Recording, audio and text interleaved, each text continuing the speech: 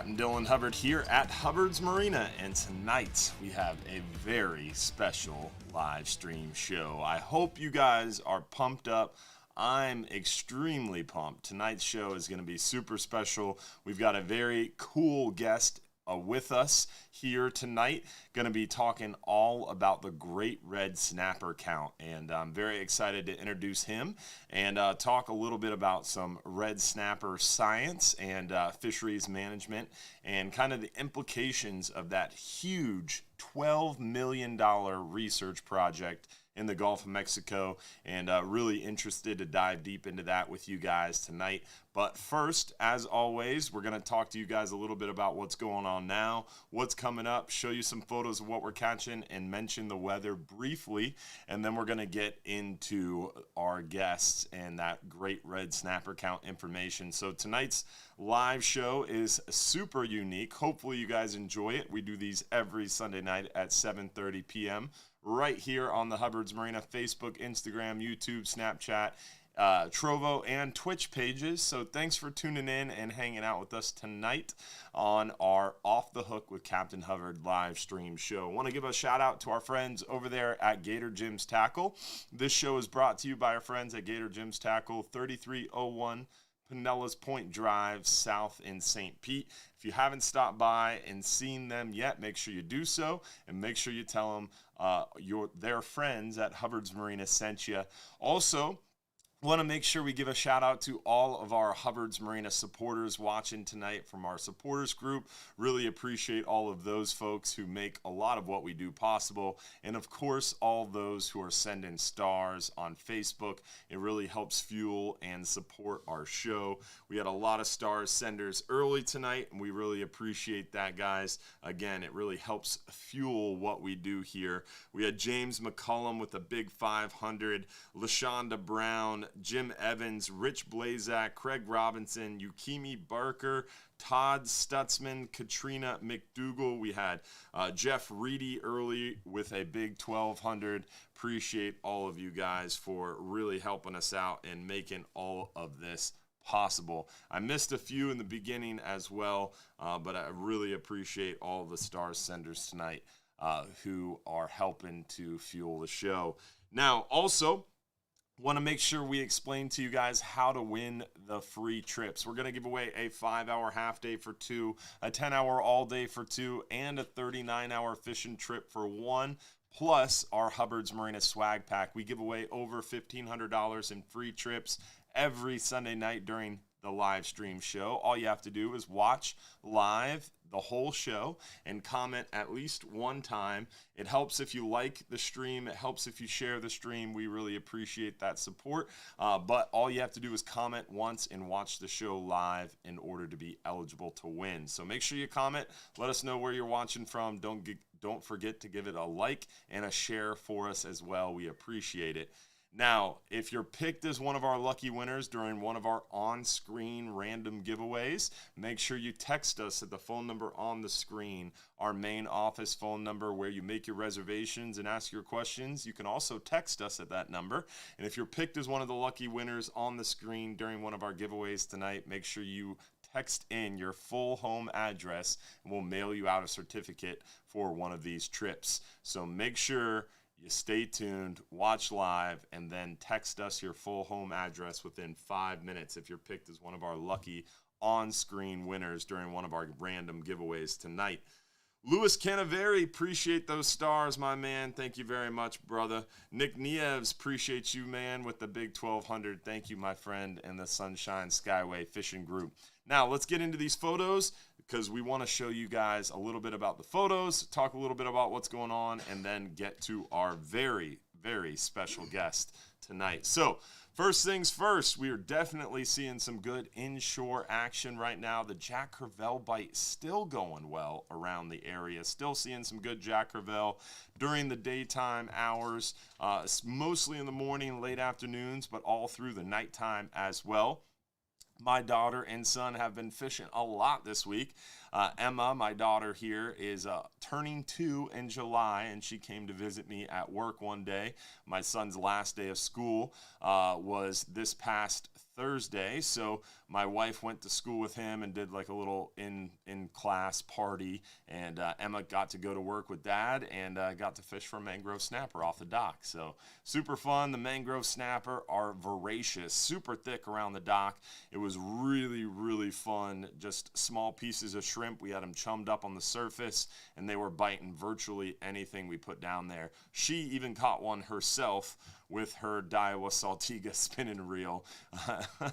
And as you can see, we had a lot of fun, caught a lot of those mangrove snapper. They're super thick in Johns Pass. The redfish bite's going well in the Back Bay area. We're seeing a lot of redfish around the flats, mangrove shorelines, oyster bars. The soft plastics doing real well for the redfish. Also, cut deadbait starting to work really well around those dock lights and bridge lights at night. We're seeing a lot of redfish around different Back Bay areas. We're seeing snook action really start to pick up in the pass and on the beach. A lot of good snook action. They're biting well on a variety of different baits. A lot of action in the Back Bay around the flats, mangrove islands on live white bait, and some of those soft plastics in the passes. We're seeing them on the shrimp, on the grunts, and even the ladyfish and mullet. And out on the beach, a variety of different baits. Hunting the surf, our good buddy Scott Sadorf sent us a bunch of nice big photos from his Angler 360 and dogfish tackle setups. Definitely catching a lot of big girl snook out there on the beach still. Hunting after them early morning before people are out there in the surf is a good idea. And looking for them in the trough that runs parallel to the beach. Now, this young lady was in town for a week from up north, and she told me a really cool story. She has, I believe it was 2 or 3 sons. I apologize, I forget off the top of my head. But she got her sons into fishing on the lakes at a very young age. Now one of her sons is like a pretty well-off tournament angler, fishes for walleye all the time and bass. And she came down here on vacation by herself, and she was out at Hubbard's Marina buying shrimp every morning for like 6 days on her vacation, fishing every morning. And towards the end of vacation, she was catching a bunch of these snook.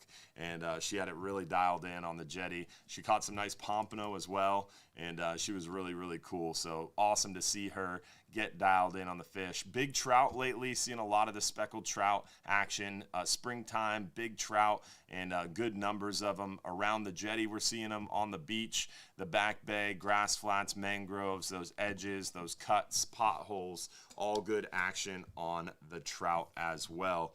Now, we're going to work our way near shore and offshore, show you what we're catching a little bit deeper, and then we'll get into the weather real quickly and over to our special guest. So, near shore and offshore, our good buddy Tim here with some good slow pitch jig action on some big scamp, some nice mangrove snapper. We saw him at Bass Pro today getting dialed in on some more slow pitch jigs.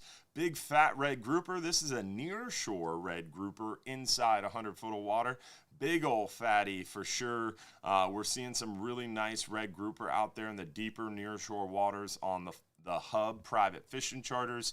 The 10-hour all day, we're seeing a handful of them here and there, but really the red grouper bite has picked up quite a bit. Here's another fishing trip with the family. We've been trolling a lot on the beach. The mackerel are still out there on the beach. Not a lot of them, but we're catching a few here and there. This is Captain Chris Wiggins, and the young angler is Anthony. This is his first ever tarpon. Big, beautiful tarpon, great fish, Anthony, and thanks, Captain Chris Wiggins. He has some tarpon tournament or tarpon charter spots open. If you're looking for a tarpon trip, Captain Chris Wiggins is a great inshore local guide. Been doing it for a real, real long time in Tampa Bay.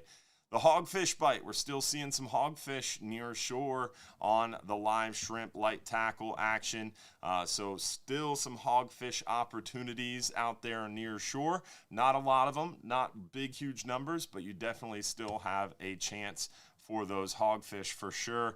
The red grouper, 10-hour all day, like I mentioned, we're seeing a couple of them. Here's Jack. He caught himself a bonita. I don't have the photo tonight. I'll have it next week.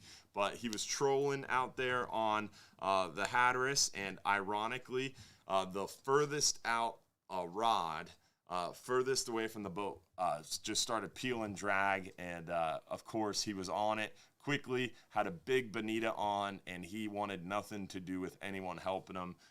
It took a solid 15 minutes for this 3.5-year-old to crank this big bonita to the boat, but he was not giving up nor letting anybody help him. So next week we'll have some video of that. It's pretty funny. So great week of fishing. We have some great weather coming up for sure. It's looking beautiful. This weekend was a little bumpier than forecasted, definitely a little breezier than forecasted, but this week coming up is really, really nice. Got some light loads still on the half-day trip, but it's going to start picking up slowly and getting busier and busier around the area. So definitely, if you want to get out there on the water, take advantage of the lighter loads and great opportunities of the weather this week. It looks really nice, especially the first half of the work week. If you pop over to hubbardsmarina.com, today and tomorrow are your last 2 chances to vote for us. Remember, we're nominated as the top boat tour and top fishing charter in the country.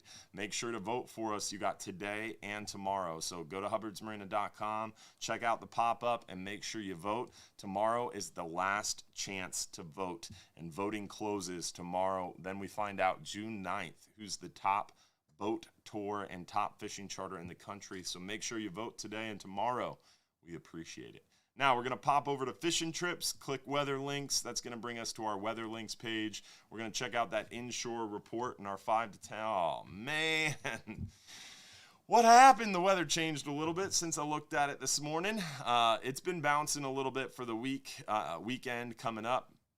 It was looking really, really beautiful the first half of the work week, and that's holding true. Second half of the work week into the weekend, wind is picking up on us, which is not great. But it is what it is. It's part of offshore fishing. But hopefully it'll change again. Like I said, it's been bouncing up and down quite a bit. Today, a little breezy. Tomorrow, it's going to calm down a little bit, 10 to 15, less than 2 foot. Tuesday looks real nice. Great day for the 5-hour half day, 10-hour all day Tuesday. Less than 1 foot, really, most of the day, less than 10 miles an hour. Wednesday, weather starts to pick up. Rain chance looks like it's there Wednesday, but not a lot of wind, not a lot of seas. And then we get what is going on this weekend. Looks like, why is the wind blowing out of the north like a cold front? See, this is a great example of they don't know what's going to happen. I'm not going to spend a lot of time on this because we have a great guest waiting on us, but look at this. They're calling 25-mile-an-hour winds with 30-mile-an-hour gusts, 1-foot seas. So the seas aren't matching up to the wind, which means they don't know what's going to happen. It's still early. That can change a lot.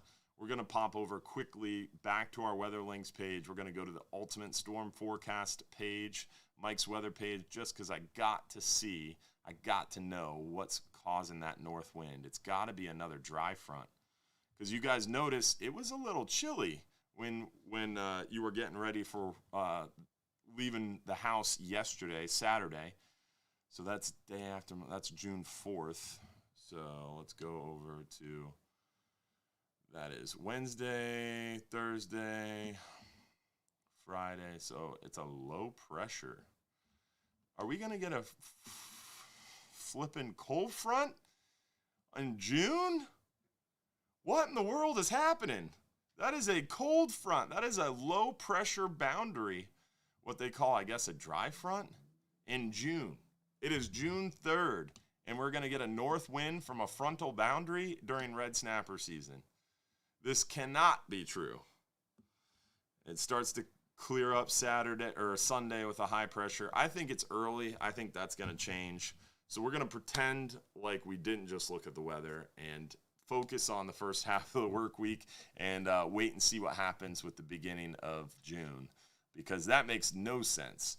We're going to do a quick giveaway. Let's give away our first free trip of the night. We're going to roll it into our 10-hour all-day. Let's see who won our 10-hour all-day for 2 guests. Then we're going to get into our guests. Look at that. Rick Rogers, that is a die-hard Hubbard's Marina family member right there. Rick Rogers has a Hubbard's Marina tattoo. That man lives and breathes Hubbard's Marina. Shout out to Rick Rogers and his family. That's awesome, man. Hopefully you guys are doing well. Now, let's get into the guest for tonight. We've got the man, the myth, the legend, Dr. Marcus Dryman from Mississippi State University on the line tonight. And we are going to be talking about the Great Red Snapper Count. Now, Dr. Dryman was the head of communications, I believe, was his appropriate title on the Great Red Snapper Count. So we're going to bring him on now and talk to him about the Great Red Snapper Count. How you doing, Dr. Dryman? Hey, Cap, how's it going? I'm doing really well, and I just want to say thank you so much for having me on the show. It's always a pleasure to talk to you, and I'm excited to talk about this effort. Like you said, this $12 million effort to understand the dynamics of one single species of fish here in the Gulf of Mexico. So I'm excited, and thanks for having me. Yeah, no, thanks for coming on the show. We've talked about the Great Red Snapper Count quite a few times in a little bit of depth as far as what I've ascertained through some of the Gulf Council meetings and some of the workshops on the various different discussions that have occurred around the council table. So I'm really excited to kind of dive deeper with you tonight and kind of go over a little bit about what people could expect or people could see kind of come from this huge, groundbreaking effort in the Gulf of Mexico. And what's really cool about this project is the fact that fisheries science was able to get such a huge bump. Essentially, the entire survey budget of the Southeast Fisheries Science Center for a single study on a single species in the Gulf of Mexico. Really, really cool. And I'm glad you mentioned that because it's worth noting that folks that are listening to this show, mhm. there was such a critical mass of folks that said, "Hey, what we're seeing on the water simply doesn't match what the federal stock assessment says." And enough people's voices were finally heard that Congress said, "Okay, let's put some money to this problem and see if we can't come up Uh-oh. about in a totally different way." Yeah. So basically, Congress got enough pressure from constituents to where they were allocating money to kind of go about the problem and look at it in a different light. You cut out for a minute, so I just wanted to kind of fill in the gap in what you were trying to say.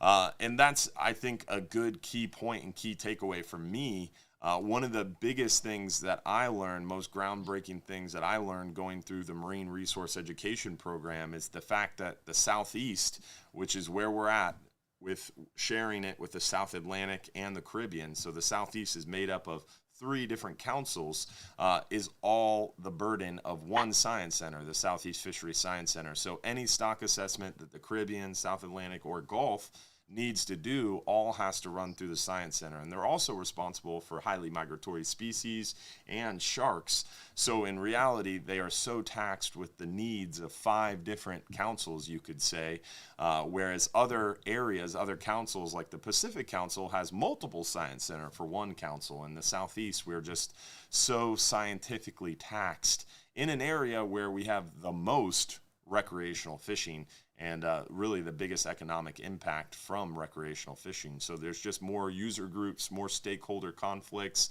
and a lot of fish that we want more science on. And it comes down to viewers like you and I and listeners like you putting pressure on your constitution or congressional representatives to help raise money. And that's what this Great Red Snapper Count kind of started as. And that's a great key point, key takeaway for sure. So this all started, like you said, Congress got together, allocated some funds. Can you tell us a little bit about who's behind the Great Red Snapper Count and kind of the scientific minds behind it? Yeah, absolutely. So, when you think about it, there's not a ton of people in the Gulf of Mexico or the South Atlantic that focus on these types of issues. And so, really, it was just a matter of getting all of those people on the same team, right? So, the study was led by Dr. Stunts from the Heart Research Institute at Texas A&M Corpus Christi. And Dr. Stunts just said, well, let's get everybody that's got some history, some experience working on red snapper, and let's have them as part of this team. Dr. Patterson from the University of Florida, Dr. Powers from the University of South Alabama. I could go on and on and on. And then we even recruited additional folks, folks with statistics experience and things like that, like Dr. Honig, all the way from Virginia. So it's been called like this one-time team of folks all working on this singular problem. And I think that's notable. Yeah. You get that many people focused on one issue for 2 years or 3 years. And there's bound to be something robust that comes from that style of an effort. But yes, this Great Red Snapper count was led by Dr. Stunts from Texas A&M, Corpus Christi. And this project was different from a normal stock assessment process because it was going about it in a different way. And can you explain that a little bit about how a lot of people see the outcome of the Great Red Snapper count and they see the outcome of stock assessment, and they're kind of questioning why the two don't coincide exactly. And they were kind of totally different processes. So can we talk a little bit about that? I'm so glad you asked that question. If you think about it, it comes down to the difference between two terms. Yeah. So a traditional stock assessment is based largely on something called relative abundance. So changes in the relative size of a population over time. Mm-hmm. So we don't necessarily know exactly how many red snapper there were in 1985, but if we can measure more snapper in 88 and 91 and 95 relative to 85, then we see a general increase in relative abundance. And that's how stock assessments are almost always done. Yeah. However, the Great Red Snapper count, we were mandated to determine an absolute abundance, which, as anyone who's a fisherman can imagine, is simply a really daunting task trying to count fish. There's some very simple, obvious roadblocks to that. How do you make sure you don't count the same fish twice? How do you make sure that you're counting all of the fish within an area? There's lots of logistic hurdles that have to be overcome, but they're two different approaches, right? Now, folks that do stock assessments would tell you, well, ideally, we would really love to have an absolute abundance. That's just something that's not typically attainable given the limited resources. Just like you mentioned, Dylan, the Southeast Fisheries Science Center is taxed with trying to determine assessments for the South Atlantic, for the Caribbean, and the Gulf of Mexico, and it's a monumental task. Very much so. And so the relative abundance is kind of what a stock assessment is going after, and trends and indices of abundance, and just basically following the trends in the biomass, whereas the Great Red Snapper count was going for absolute abundance. So a little different number they were looking for. But one of the cool things that I found to come out of the Great Red Snapper count was the fact that the stock assessment process, the most recent stock assessment for red snapper and the Great Red Snapper count, virtually almost exactly matched in those areas where people fish. Can we talk a little bit about that for a minute? Yeah, and again, another really, really, really good point.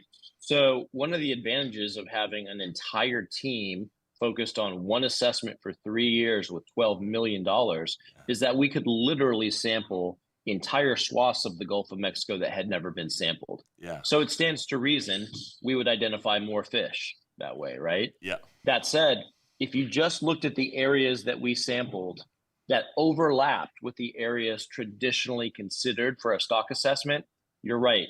The results from those two estimates were surprisingly similar.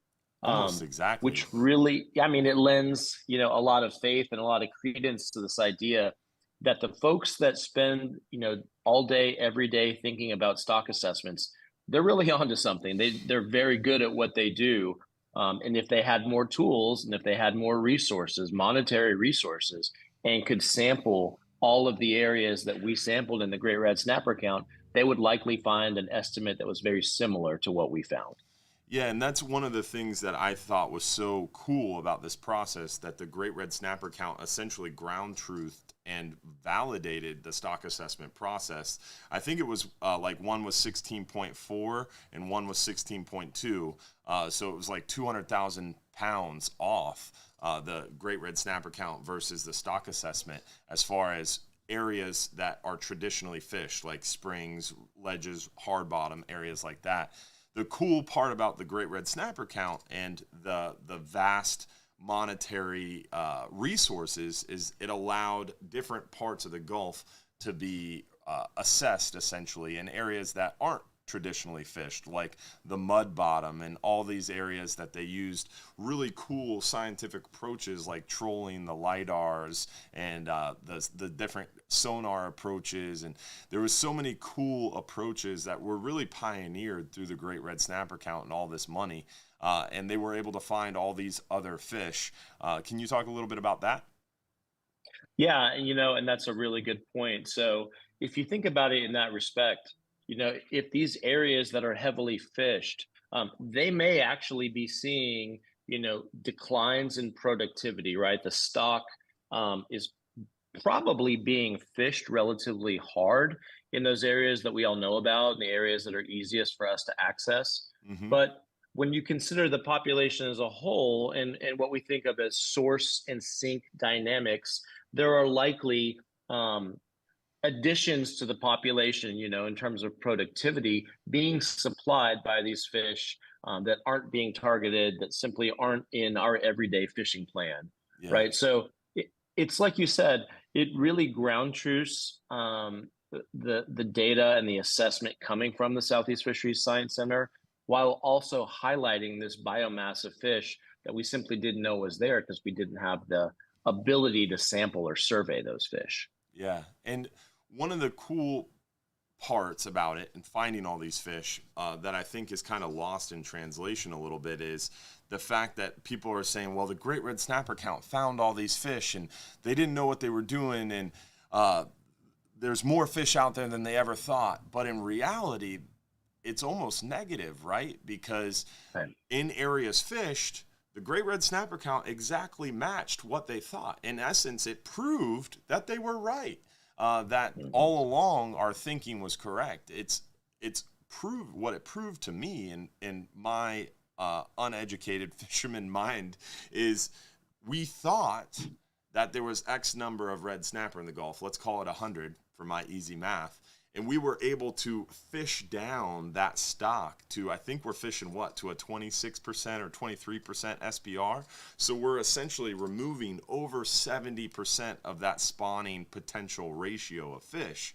So let's say there's 100 fish in the Gulf. We can take 73 out or 74 out, and those few numbers of fish left are able to reproduce and make back up that 100% essentially by the next year. But what the great red snapper count found is there's really not 100 fish in the Gulf. I think it was 2 times as many, right? So there's really 200 fish. So when we thought we were removing 70% of the population, in reality, we're only removing like, I don't know what the math is there, but a reduction, 35%, I guess. Yeah. So that's a huge change in what we thought the reproductivity of the stock is. But essentially, we've been fishing this stock and it's been replenishing itself. So now we're under the more full understanding of the absolute abundance and the relative abundance. But because of that reproductivity issue, essentially the great red snapper count to me pioneered a bunch of really cool ways to do science and found a lot of cool information, but essentially the outcome is almost null and void, right? Because of that reproductivity issue. So that's really well said, and your analogy is accurate. So for based on what you just said, the spawning potential ratio, if we thought the population was the certain size, 100 fish, and you remove that many of the fish, 73, 74, whatever it is, well, the population is actually bigger than we thought, right? So it does affect that spawning potential ratio, just like you said. And that's another important difference in the way that a traditional stock assessment is done versus the type of information that we found in the great red snapper count. It would be nice if a stock assessment was as simple as counting the number of fish and then saying, all right, we counted 100 fish, you can catch 50 of them or something like that. But it's like you said, you have to consider the productivity of the stock. in addition to all of these other numerous factors that folks at the Southeast Fisheries Science Center spend a lot of time thinking about. Yeah, in stock assessments, we have a lot of people kind of asking questions about the stock assessment process, and it's such an interesting, labor intensive, and really monetarily intensive process. One of the cool parts that people don't realize, and that I didn't realize about stock assessments when I came into the process and started getting more involved in fisheries science and management, is I thought these stock assessments happened in a black box in some ivory tower somewhere. And these stock assessments, basically what they call the SEDAR process, is the Southeast Data Assessment Review workshop. And that's how they work through these stock assessments. It's actually a really open process. And you're involved in a lot of these SEDAR stock assessments yourself. And especially now you're a contributing scientist. I promised we wouldn't talk about it, but one of his specialties when he's not working on the great red snapper count is working on shark depredation, meaning when sharks come up and eat the snapper on your line or the grouper on your line. That's Dr. Marcus Dryman's really specialty outside of great red snapper count. So we're not going to get too much into it tonight, but he is. We'll have to have him back to discuss that more fully. But through that process, you really get involved in the SEDAR process pretty heavily. So, I mean, can you talk a little bit about the science side of it? Because viewers and people who fish with us are pretty familiar with fisheries dependent science that kind of gets input into a stock assessment. And we've talked in the past about how stock assessments really have two tenets, right? The fisheries independent side and the fisheries dependent side. And our viewers and our fishermen see the fisheries dependent side with the FWC guys going fishing with us on the boat, being at the dock, measuring fish, but they don't really see the fisheries independent side. And can you talk a little bit about that? Oh, goodness, I'd love to. And again, really well said. I mean, the way you said that is very accurate. The way stock assessments used to be done, decades ago, it Mm-hmm. was essentially a black box. But all of that changed with the advent of SEDAR, just like you said, Southeastern Data Assessment and Review. And now every single step of that entire process is 100% transparent, Yeah. is open completely to the public. And so for those that are interested, it's a worthwhile use of your time to attend one of those, even virtually, and just kind of dial in to see what's going on. But like you said, Dylan, there's the fishery dependent side of things, FWC and MRIP, et cetera. But then, NOAA Fisheries, whether it's folks at the Southeast Fisheries Science Center or folks at the Pascagoula Lab in Mississippi, they spend a lot of time doing surveys. Yeah. And in our language, a fisheries guy, a survey is going out and setting a certain type of gear over and over and over and over in the exact same way, right? So for me, my survey work for the past 20 years has been bottom long line. And I set this bottom long line literally every month. We do a number of these stations, and we record everything we catch, primarily sharks, but also red snapper and things like that. And by doing it the exact same way every single time, and by setting our gear in random locations, not necessarily, or definitely not specifically targeting fish, just in a random way, we can generate this idea of what the relative abundance of these species look like. And so those are the types of data, fishery independent data, that help build the backbone of these stock assessments, because they're based largely on these indices of relative abundance, just like you said. But we also keep a lot of the fish that we capture on those surveys, those fishery independent surveys, and we remove the otoliths so we can determine the age of the fish. So these are what we call age structured stock assessments. But yes, all of that is fishery independent data. It's critically important for these modern stock assessments, and it's expensive. Yeah. I mean, anybody who owns a boat can tell you getting out on the water is an expensive endeavor. But that's what one of the primary goals of NOAA Fisheries and academic scientists like myself is to participate in these fishery independent surveys.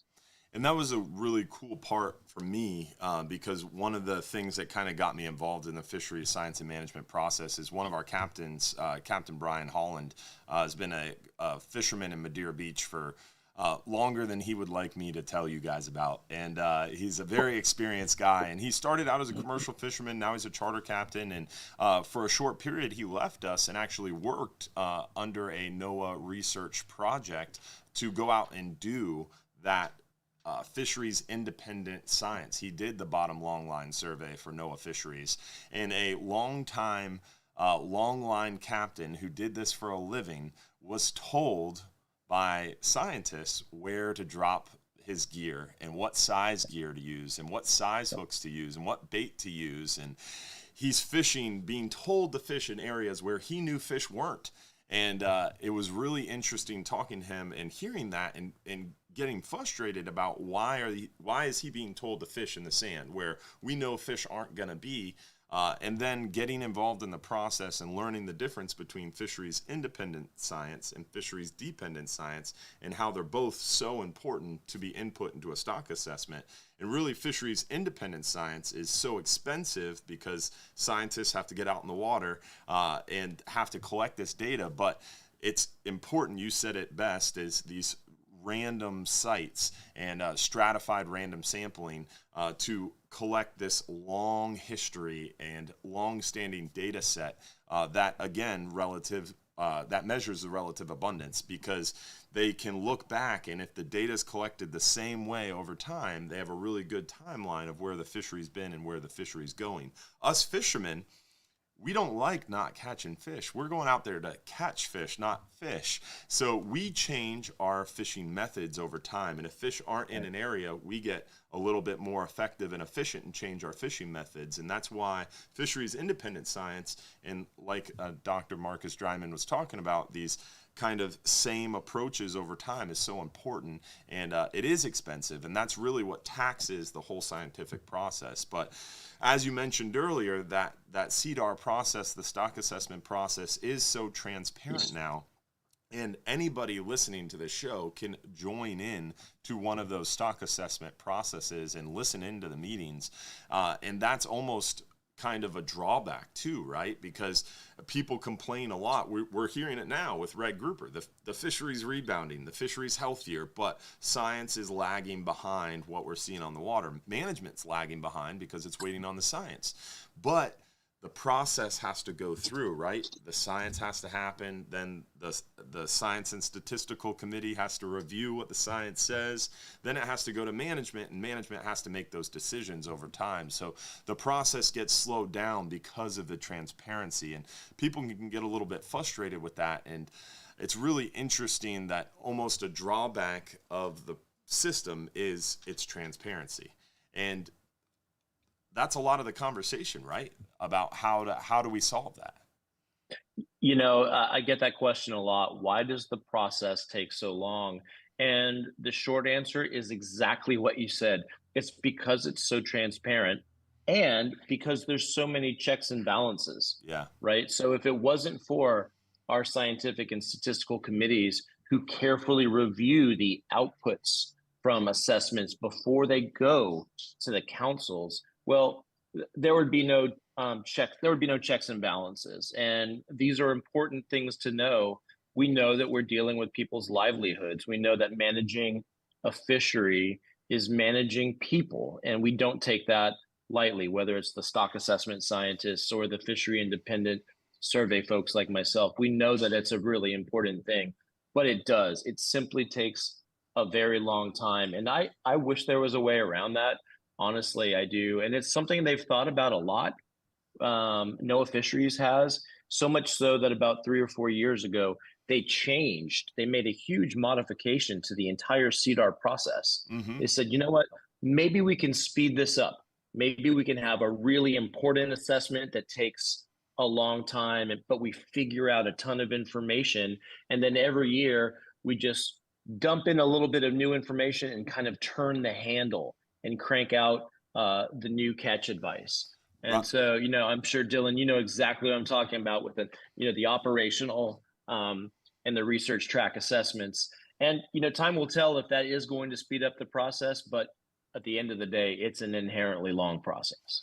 Yeah, and Ryan Rendon did a really good job dumbing that down for me. He said the research track process is like taking a car all the way from just a bunch of parts and building the car from the ground up and re-engineering how that motor works. Whereas the operational assessment is a lot faster. It's just opening the hood and kind of glancing at the engine and making sure all the parts are running. And then the cool thing that the council is taking advantage of more, and I hope is more automated moving forward, is that interim analysis, where we can just essentially, it's like an oil change, right? You one of those quick lubes, you pull in and 15 minutes later you're out, and it's spitting out some information where we can hopefully, I mean, Red Grouper and Gag Grouper now have annual interim analysis or interim assessments done, where every January that those few little indices that you were talking about are glanced at and essentially given to the SSC. They review, and at the very first council meeting, the council gets an opportunity to look at that. And it's kind of like a health check of the fishery. And we saw that with Red Grouper. The fishery was kind of stagnant, but they could see an upward trend.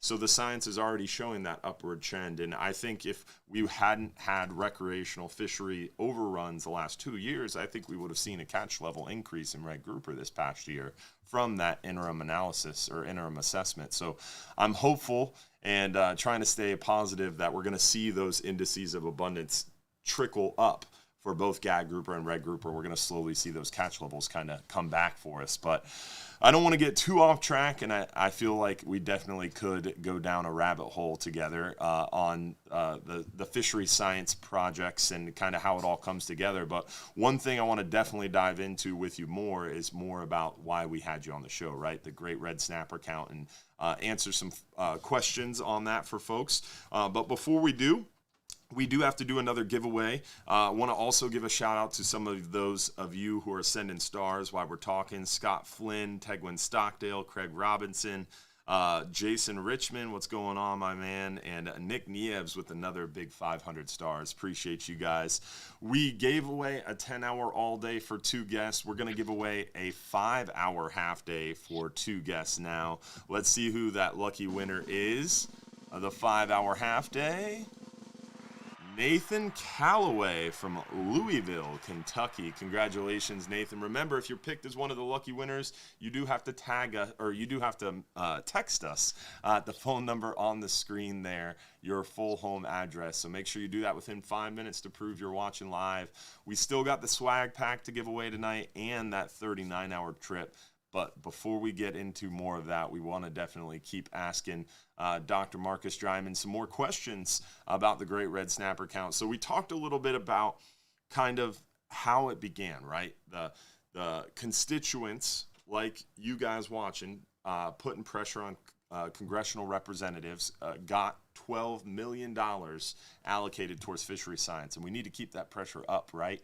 But this huge kind of education-based approach was made through all these different universities, and all these different scientists got together and put their heads together on this 2 to 3 year project, really revolutionizing some of the fishery science approaches. Can you talk a little bit about some of the cool things that kind of were groundbreaking that came out of the Red Snapper Count? Because there was some really cool kind of new research methodologies that came out of the science. Yeah, absolutely. So to do a count, right, and across the entire U.S. Gulf of Mexico for a single species that has such broad-ranging habitats, we had to use a lot of different techniques. So a lot of them are camera-based, so remotely operated vehicles that are going down, which essentially is just like a remote control car where you can see on a video screen the number of fish, on these artificial habitats. We used tagging-based studies where we go out and we put tags on fish, and we look at the ratio of the number of tagged fish that are reported back to us from anglers. So anglers like y'all listening were a really big part of that. We did a lot of towed camera work. I like to think of it as mowing the lawn. So literally getting on a 150-foot vessel and just doing, back and forth across the entire Gulf of Mexico, towing these cameras over areas we would never previously expect to see red snapper, like these pipelines that are supposed to be submerged but ultimately find their way up to the very top of the substrate, and offer just that little bit of habitat relief that's enough in an otherwise featureless environment to show red snapper, right? So that was another really interesting approach. And then we use what's essentially a very fancy version of the fish finders that you'll have on your boats. And we can tell the overall biomass of the types of fish, various types of fish using those acoustics, and then looking at the ratio of red snapper to other species on videos collected from those same areas. We can say, okay, this biomass that's, let's say it's 200 fish, was about 80% red snapper, or about 160 fish. So it was all of these combinations of techniques, because the Gulf of Mexico is such a dynamic and heterogeneous place, right? The areas off Tampa are wildly different than the areas off Mississippi and Alabama, where I am. And that's wildly different than what they have in Texas. So we had to combine all of those different approaches and get those into that one final estimate. So another really cool thing, first of all, heterogeneous, what does that mean? So heterogeneous simply means not the same everywhere you sample. So we know off the coast of Florida, you guys have these beautiful hard bottom structures, natural rocky outcroppings and corals. In the north central Gulf where I am, Mississippi and Alabama, it's mud, typically sandy mud, but we have artificial reefs that are relatively small. And then in Louisiana and Texas, they have these large oil and gas platforms. So what all I'm hearing is Florida is the best part of the Gulf of Mexico. Oh my gosh, Florida is a fantastic part of the Gulf of Mexico. If I want to dive, I'm going to go to Florida. Now, if I want to eat shrimp, I'm going to fish, I'm going to go off Mississippi or Alabama. All right, I just wanted to see if I could trip you up there, but one cool part that I've found through the Great Red Snapper Count too was, to me, the last 10 years, 15 years, 20 years, the big discussion was always the fact that the Western Gulf, meaning Louisiana, Texas, had the biomass, the numbers of fish for red snapper, even through Amendment 50, which was the state management for red snapper that just passed a few years ago, 5 years ago. During that whole discussion, Texas and Louisiana pounded the table and stood up there and said that they had all the red snapper in the Gulf of Mexico. All the red snapper in the Gulf of Mexico were off of Texas and Louisiana. But the Great Red Snapper Count, if I recall, found like 4.8 million pounds off the coast of Florida, right? Yeah, that's a really great point. Our mandate as part of this project, we were told we would have to provide an absolute abundance, but it had to be region and depth specific. Mm-hmm. So we had to use all those gears to calculate those numbers and that biomass for each region. And you're right. I was ultimately surprised at how much red snapper biomass we ended up counting off the state of Florida, off the coast of Florida. But it has to do with those habitats that we simply hadn't measured before. Yeah. And you're right.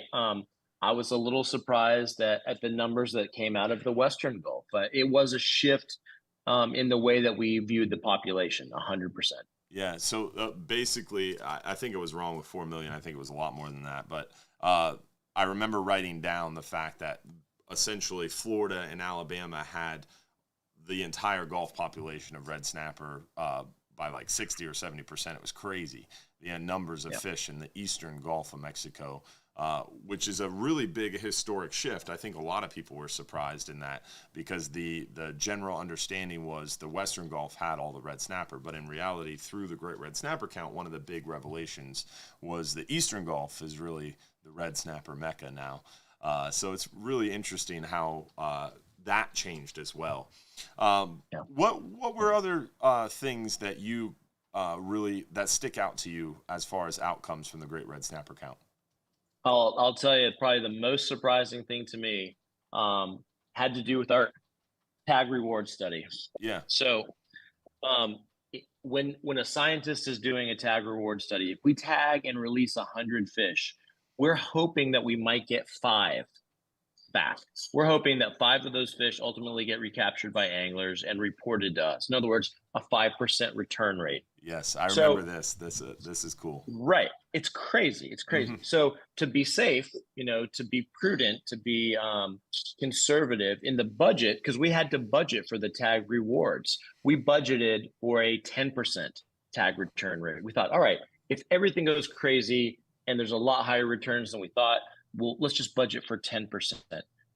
What ended up being the case was that 30% of the red snapper that we tagged and released were recaptured and reported back to us. So that shows me two very, very important and super surprising things. Number one, there's a lot of fishing effort for these red snapper, and that when you tag fish, especially in areas where there's other folks fishing, there's a high likelihood that you're going to get that tag back. 30% is just astounding. Number Astounding. one. Number two, we found out that the post-release mortality for these fish must be a lot lower than we had thought. If that many fish are surviving once they're released back into the population to be recaptured, that says that's a good thing. That means that the post-release mortality for the species is better than we thought. And I would say, if you put a gun to my head, I'd say that's the most surprising thing to me from the entire 3-year study. Yeah, and that's huge. A 5% tag return rate on average, and in the great red snapper count, it was 30%.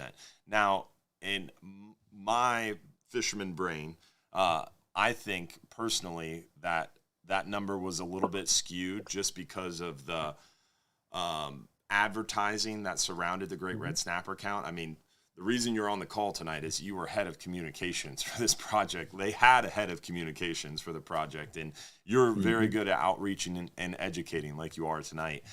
So I think it's really due to you and your efforts and the outreach and just the publicity that this project got. People knew that those tags were out there. I think they were blue in color, and you got a $250 reward.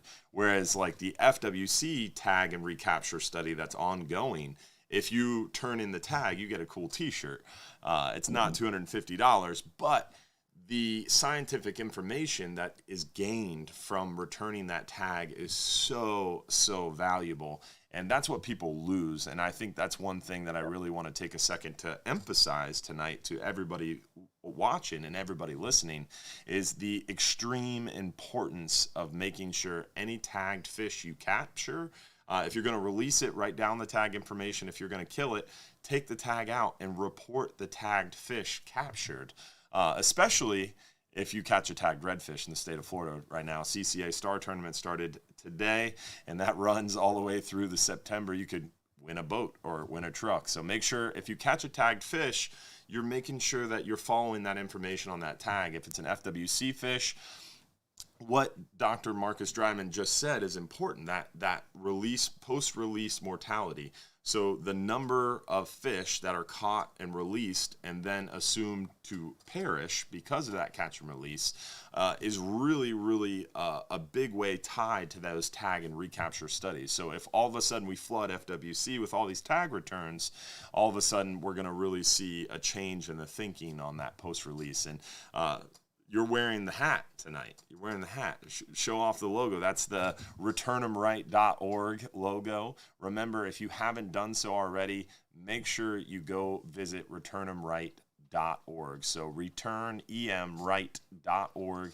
You can take a little 10, 15-minute course, and it's going to teach you how to properly make sure that you're severely decreasing post-return mortality and making sure that those fish are returned right to fight another day. So make sure you check it out, and you get over $100 in free stuff if you take that short 10, 15-minute course. So definitely check out Return 'em Right, and let's continue to impress the scientists with our tag return rates.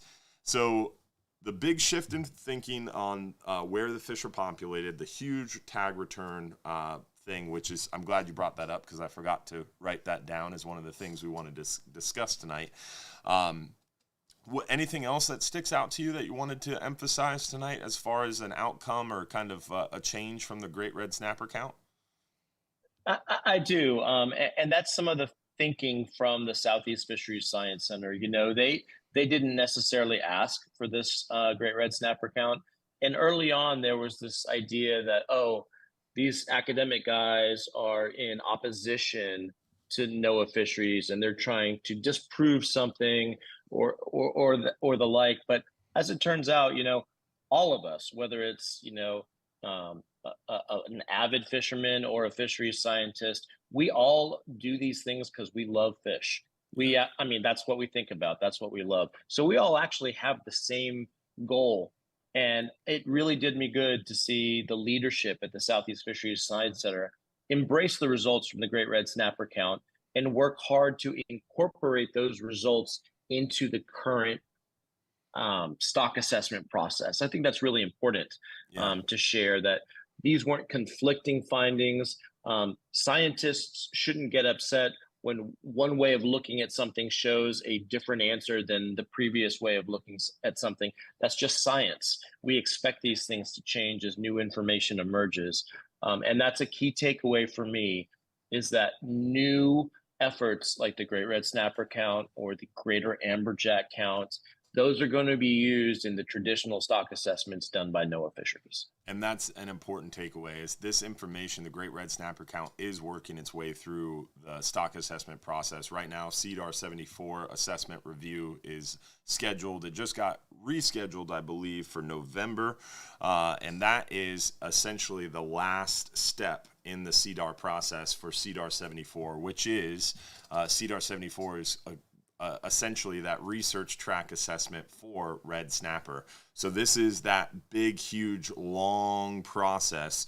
It could be 2 years. I think this is going on about 2.5 years, where they're building the car from the ground up, and they're incorporating just endless streams of information and data sets and different scientific bodies of work to really build a vehicle that they can then hopefully do some operational assessments, some interim assessments with for the next 5 years for red snapper in the Gulf of Mexico. So it's going to be exciting, and I myself will be at that November assessment review panel for SEDAR 74, and you can tune in virtually if you want, if you're listening tonight. And you hit on another point that is good to talk about, is the fact that the Greater Amberjack count is now on. That's not Gulf specific. That's Gulf and South Atlantic. It's not Caribbean, right? It's just Gulf and You're South. Correct. It's Gulf and South Atlantic. Okay. And so that count is now, I believe it was $8 million budget, $6 million budget.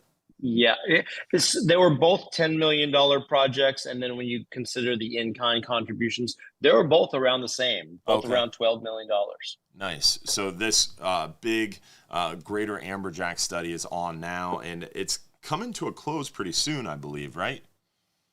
Well, we still have a lot more sampling to do, and the team is very similar. Like I said, it's a lot of us that it's a small group of us that work on these things. Yeah. So we have the benefit of learning from the Great Red Snapper count. Say, okay, now that we can do this again, what can we do better? How do we make this even more efficient?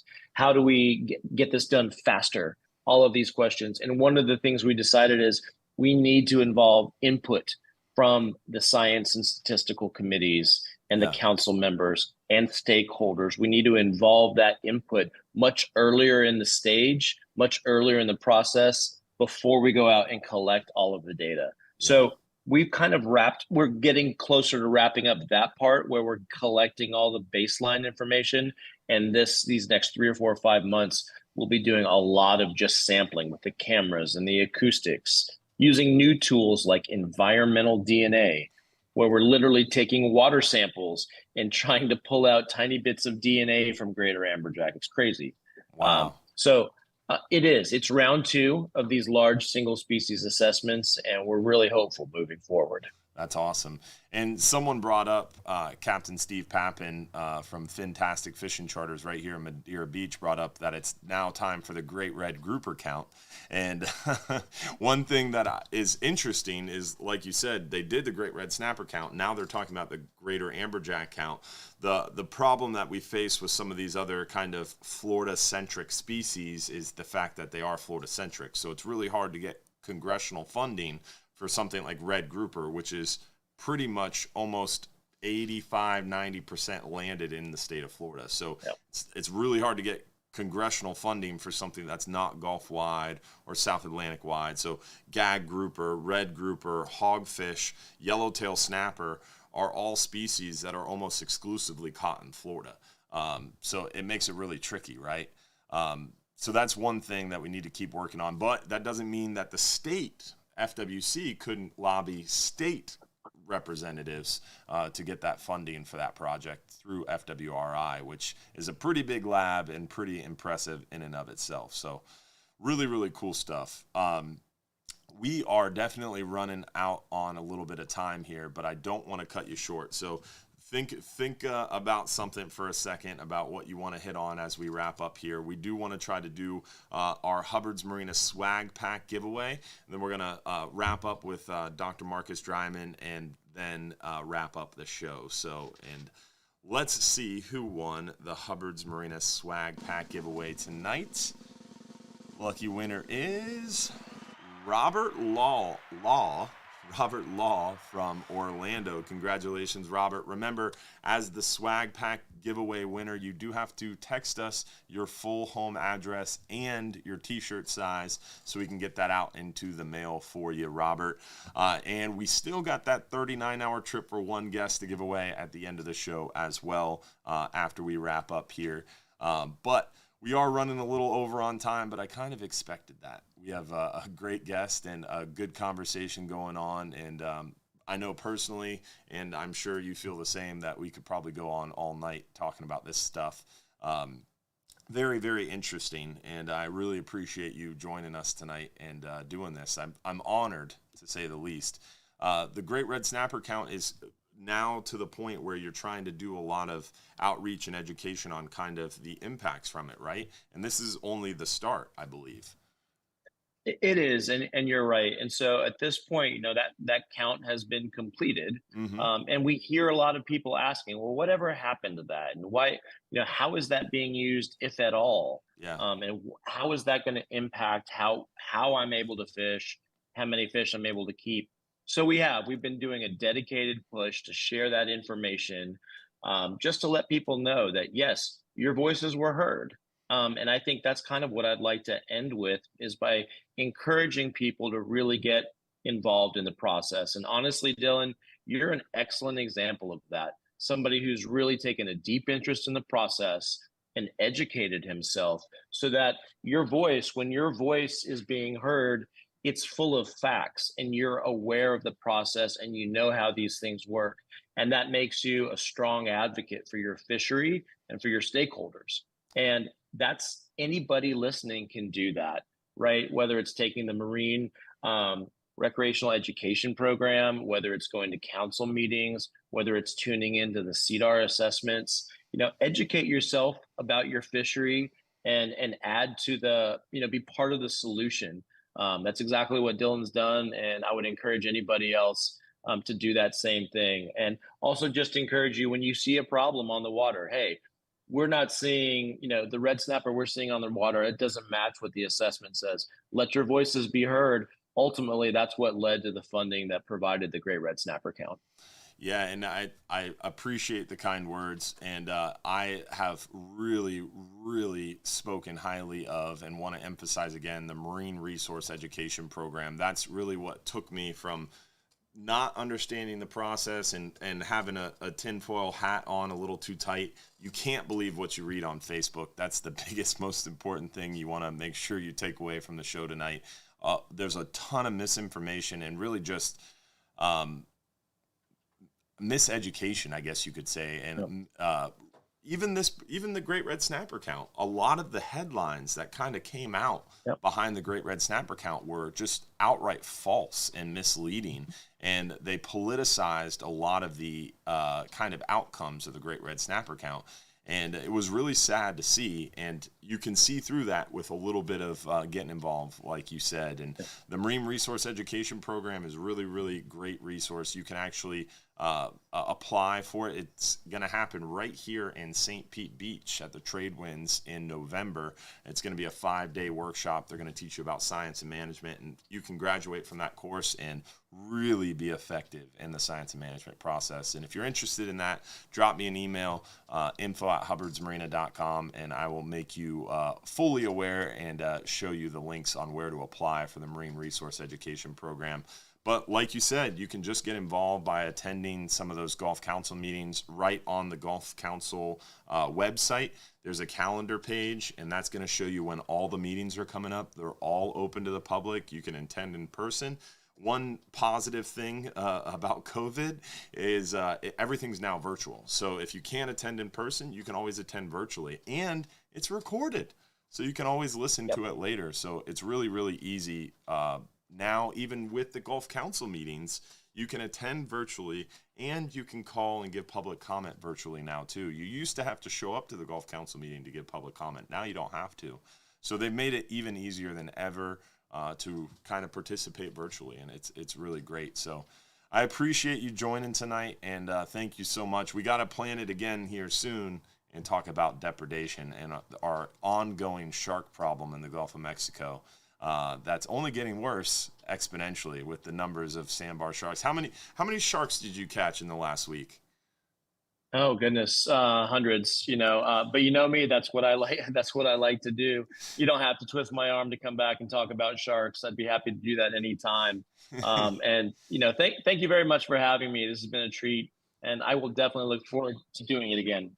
Awesome, man. Well, we appreciate you and all the work that you guys do over there at Mississippi State University, and all the hard work that you guys put in. Thank you so much for joining tonight, and hope to see you again soon. Count on it. Thanks. See you, brother. All right. Well, that was cool. Definitely awesome to have such a great, intelligent guy on the show to help us all learn more about the Great Red Snapper count and kind of the outcomes and implications from that. So big shout out to Dr. Marcus Dryman and the Mississippi State University folks and all of the minds behind the Great Red Snapper count. So hopefully you guys enjoyed that tonight. It was kind of different from our normal show, right? We weren't answering your questions live during the show as much, but I'm going to try to get into your questions and answer them all either tonight, probably honestly tomorrow morning for the most part. Unless you're a supporter, our supporters after show will definitely kick off tonight. It's going to be a little later, but I'll answer a lot of questions for you guys in the supporters after show. So remember, you can become a supporter. It's right at the top of our Facebook page. It's only $4.99 a month, and that gets you access to our private after show in our private supporters group. Want to give a huge shout out to all those who are sending stars tonight. A lot of you guys were sending stars while we were talking. I didn't want to interrupt our great guests with that, but definitely want to give you guys thanks. Rich Fletcher, Ricky Shreve, Tim McCardle, Vicky Poole, Ryan Kelly. Appreciate you guys. Phil Battisto, Craig Robinson, Scott Flynn. Thank you guys all for sending stars tonight. Want to make sure also we give a shout out to all those who came out and visited us at Bass Pro today. We had the Bass Pro seminar at 2 p.m. If you missed it, you can always go back on our Facebook page or back on our YouTube channel and watch the live stream from the Bass Pro Shop seminar today. Also, we'll have another Bass Pro Shop seminar in later June. Just haven't set the date yet. We will be speaking at the Salt Strong Fishing Club coming up on June 15th. So we're going to have June 15th, the Salt Strong Fishing Club. So stay tuned for announcements on that as well. And then besides that, we have, of course, our Final Fridays. Hopefully you guys can join us for Final Friday. Always a great time enjoying some crawfish and good times. So join us for Final Friday coming up at the end of June, every last Friday of the month from 6 to 9 p.m. And with that, we're going to get into our last giveaway of the night. That is a free 39-hour fishing trip for one guest. Free 39-hour fishing trip for one guest. Remember, before we give away our 39-hour trip, help us out, guys. If you enjoy the show, tell someone about it. do us a favor. For every show you get some value out of, or some feedback on, or that you enjoy, make sure you tell a friend. So if you watch the show, you enjoy it, tell a friend about it this week. Tell them to join. Tell them to watch this next week coming up. You can always watch reruns. You can always tell them to check out the rerun of the show.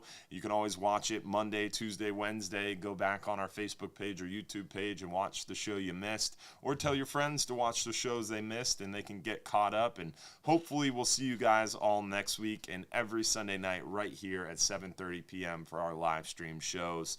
Don't miss our Saturday morning Real Animals radio show every Saturday morning, 6 a.m. to 8 a.m. We stream it live on Facebook. Hopefully we'll see you guys out there on the water soon. Check out our morning streams on Facebook and YouTube a little after 8 a.m. We're live on TikTok and Instagram every morning for sunrise. Catch those as well. And don't forget, if you're too busy to go fishing, you're just too darn busy. Let's see who the lucky winner is of that 39-hour fishing trip tonight. 39-hour fishing trip for one guest, Amy Held. Congratulations, Tampa resident. That's awesome. Congrats, Amy. Remember, the live after show in the supporters group starts at 8:50 p.m. We hope to see you in the supporters show. Thank you guys for joining tonight. Thank you for watching, and a huge shout out to Dr. Marcus Dryman for joining us. And hopefully you guys enjoyed the show. We'll see you next week for another episode. Thanks for watching, and thanks for tuning in. We're out.